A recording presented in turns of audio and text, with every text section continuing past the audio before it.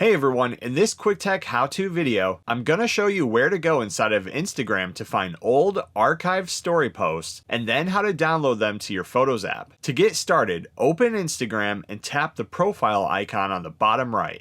Next, tap the three-line menu button on the top right and then choose Archive. In here you'll find all of your archived stories. By selecting the Stories archive at the top, you can also get a drop-down to select Post or Live archives if you've archived any of those in the past. Staying on Stories, choose the story that you want to view. You can then choose from the options below if you want to share the post, add it to a highlight section, or select More to get more options. Inside of More, you'll see Save Photo or Video depending on the post. Choose that and it'll download your story. In this case, I'm on an iPhone, so it'll download to my Photos app. Close Instagram and open Photos.